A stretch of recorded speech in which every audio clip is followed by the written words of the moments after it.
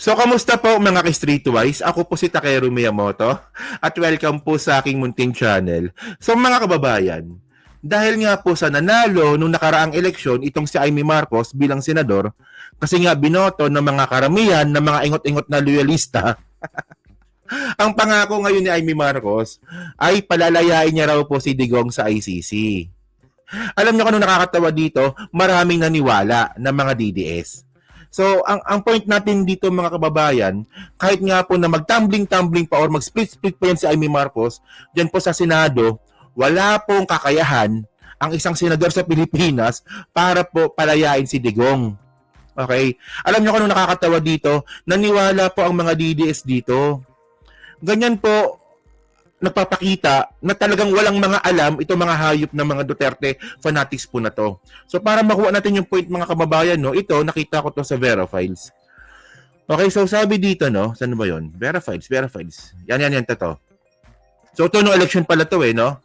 Oh, in an April 27 campaign rally in Karkar City, okay, Cebu. The Vice President lauded Amy for leading the Senate probe on the March 11 arrest and transfer of the older Duterte to the custody of the International Criminal Court in the Netherlands and for supporting them in bringing back her father. So sabi dito, no, the crowd then chanted, bring him home. No, si Digong nga, no, di ba? To which the Vice President responded by presenting the senator on stage saying, ito na sa iyo ang boto namin. Sabi ni Sara ito na sa iyo ang boto namin, Senator Amy, dahil ikaw ang magdadala sa kanya, kay Digong, pauwi galing dahig pabalik ng Pilipinas. Tapos po, nagpalakpakan po yung mga bobong mga DDS dun po sa Karkar City sa Cebu City. Oh, Karkar City, Cebu. Okay, sorry. So ngayon, para makuha niyo yung point, no, para mas maganda, may video dito. Okay? Para, kasi didibang natin tong katangahan nila Tingnan nyo to nga si Bongbong dili ka na siya si Amy. Pareho ragod na og si naman, nagbisaya na naman tayo Pero ito itong video po na to, tingnan nyo po yung mukha ni Amy. Teka, lakihan natin para makuha natin. Tingnan nyo yung mukha ni Amy. Kinikilig pa talaga yung buhakan ng ina. Tingnan nyo Bongbong dili na siya si Inday Sara. Lahi-lahi ang tao, lahi-lahi ang batasan, lahi-lahi ang prinsipyo, lahi-lahi ang pagtuo. Dako kaayo ako ang pasalamat kay Senator Amy Marcos tungod kay giablihan niya ang pag-imbestiga kung giunsa pagkawat dinhi sa Pilipinas sa atong pinakamahal nga President Rodrigo Duterte. Daghang salamat, ma'am.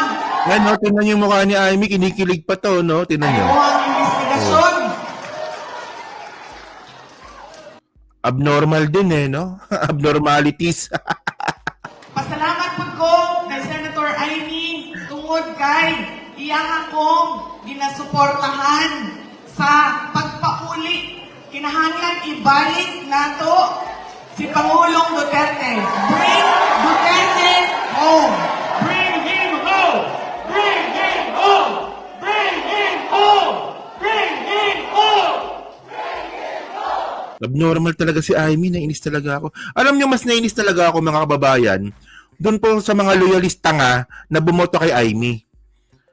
Hindi, seriously ako alam ko marami kong viewer na loyalista. Pero ayoko rin naman po magkaroon ng viewer na tanga. Isipin nyo kung binoto nyo si Amy dahil siya ay Marcos at loyalista kayo, wala na po kayong pinagkaiba sa mga DDS. Kasi po ang mga DDS, mga kababayan, tama man o mali, wala silang pakialam, basta Duterte sila. So ganun din po yung mga loyalista na bumoto kay Amy Marcos. Wala na rin tama't mali sa inyo, basta Marcos. Mga kababayan, kaya nga po ang pangalan po ng channel po natin Streetwise.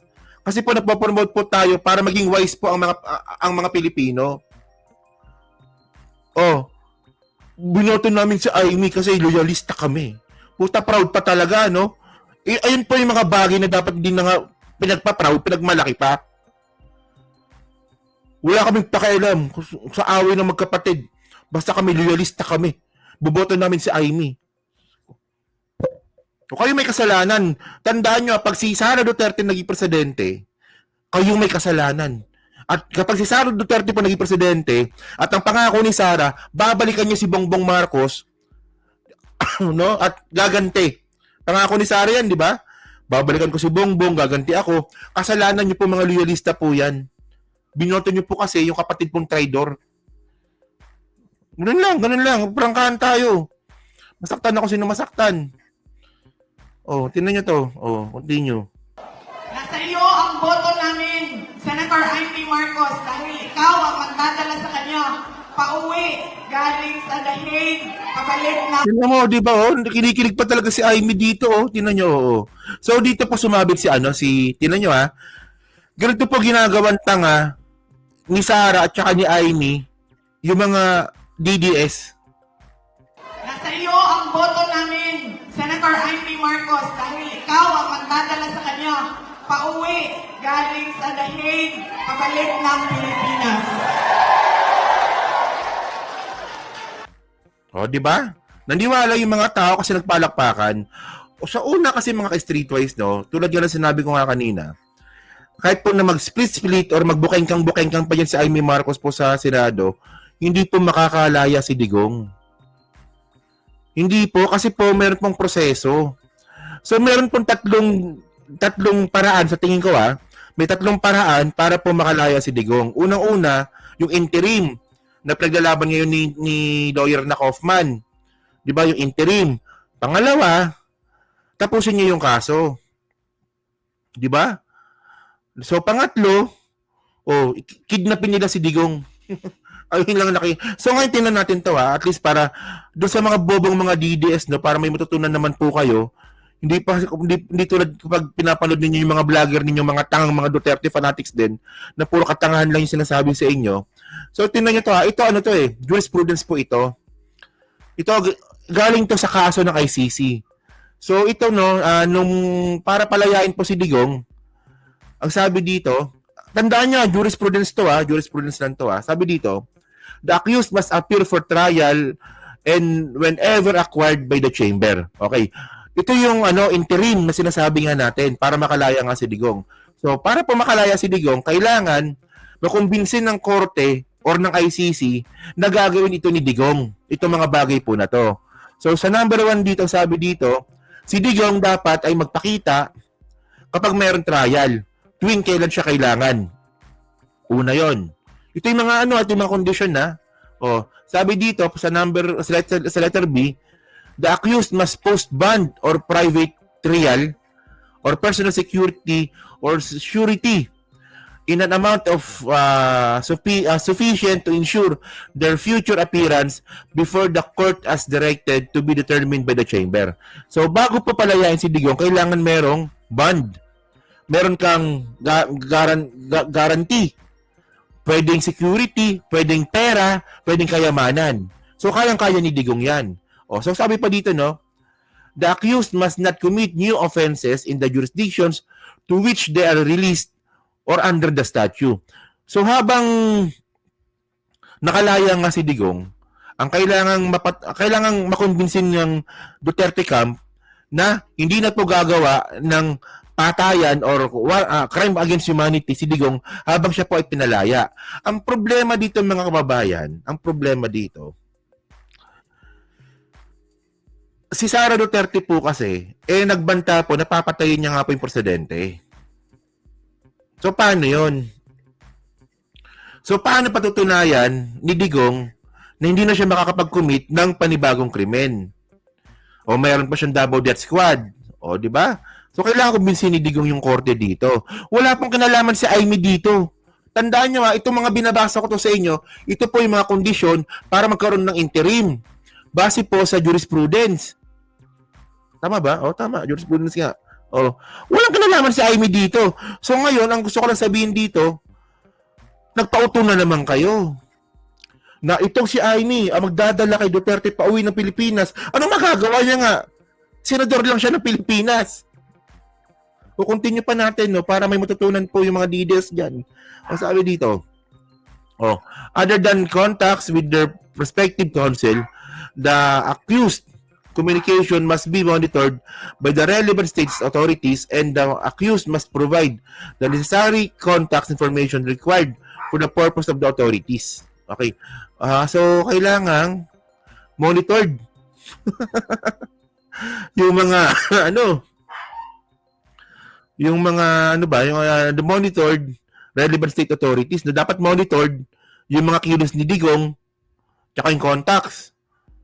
Tama, di ba? Tama po ang hindi ko. So, sabi pa dito sa number, sa letter F, no?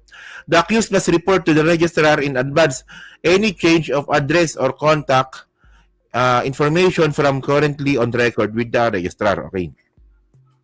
Okay. The accused must report registry prior to overnight travel, blah, blah, whatsoever. No? The accused must not contact any witness. Ito malupit, no? The accused must not contact any witness in this case or those in the main case either directly or indirectly except through counsel authorized to represent them before this court. Mga kababayan, ang point natin dito, continue natin sa letter I. The accused must report to the registry any contact with such witnesses in this case or those in the main case. Mga kababayan, kasi ang point natin dito, kung palalayain ba si Digong ng ICC, makukumbinsi ba ni Digong na hindi gagalawin ni Digong yung mga witness? Tandaan nyo yung mga witness, mga ka-streetwise, kita yung muka. Kilala po sila. Kasi po sila po ay nagpapakita na po sila sa media. So ano bang gusto ko sabihin dito, mga babayan? Actually, maraming kondisyon ng interim para po mabigyan po ng pagkakataon si Digong na makalaya. At wala pong kinalaman si Amy Marcos dito. Wala siyang magagawa dito. And then mga kababayan, no, 'di ba sabi ko kanina, may mga paraan para mapalaya si Digong. So yung pangalawang paraan, mga kababayan, tapusin niyo yung kaso. So gaano ba tumatagal ang kaso? So base po dito sa nabasa natin, ICC cases typically take years to complete. Often involving multiple phases and stages. Pre-trial investigations can range from few months to several years. And trial yung pre-trial investigation, inaabot daw po ng taon. So tapos na po dito si Digong. Kasi 2021 hanggang 2025, ayun na po yung investigation stage nga po ng ICC. Tapos sabi pa dito, and trial themselves usually take 6 years or more. The ICC has previously issued sentence after 10-year investigation and trials. So ngayon, meron pang 6 na taon. So tapusin ni Digong yung 6 na taon, patunayan niya sa korte na wala siyang kasalanan, makakalaya po siya. At wala pong kinalaman dito si Amy Marcos. Gets nyo na. So at least, mga kababayan, sa akin na po kasi, ganyan po ginagawa ni Sara. Ganyan pong ginagawang tanga ni Sara yung mga follower po nila. Ayaw po nila na matuto ang mga tao kung ano ba yung proseso ng due process, hindi lang po sa Pilipinas, kundi po sa international community. Sabi mo ba naman sa mga tao, iboto niyo si Amy Marcos, siya ang magpapalaya kay Digong. Tapos palakpakan yung mga DDS ng mga taga-Karkar Cebu. Hindi man lang kayo nagtanong paano nangyari yon. Senador lang siya. And actually, mga kababayan, ang point natin dito, kung sakali man na maging presidente si Sara, kung sakali man na maging presidente si Sara Duterte, wala pa rin po siyang kakayahan para po palayain si Digong. Kasi po, ang bola po ngayon sa kalayaan ni Digong ay nasa korte na po ng International Criminal Court. Sobrang basic nito, pero di pa rin po naintindihan ng mga bobong mga DDS. Kasi nga po, ang alam lang po talaga ng mga bobong mga DDS, kundi droga-droga. Alam niyo, kakainis yan no? Droga-droga. Wala silang ibang alam na narrative kundi droga-droga. Di ba? So yun, mga kababayan, so kayo po, ano po masabi nyo nga po dito, sa pangako ni Amy Marcos tsaka ni Sara, na palalayain daw po ni Amy Marcos si Digong, di ba? Pauwi ng Pilipinas galing ICC. Baka kayo may alam kayong paraan. Kasi ako, nagbasa po ako ng mga ebidensya dito. Na hindi po talaga pwede yun. Di ba? At ano rin po masabi nyo nga po sa mga bobong mga DDS. Naniniwala po sa ganyang klaseng mga pangako na sobrang hindi makatotohanan. So yun, nasa comment lang po sa baba at binabasa ko pong lahat yan. At syempre dyan po sa Team Replay, pa-like, pa-subscribe. At hindi na makalabisan, pa-share na rin po ng video po na to. So thank you mga ka-Streetwise. So kita na lang ulit tayo sa susunod nating content. So thank you, salamat, and bye-bye.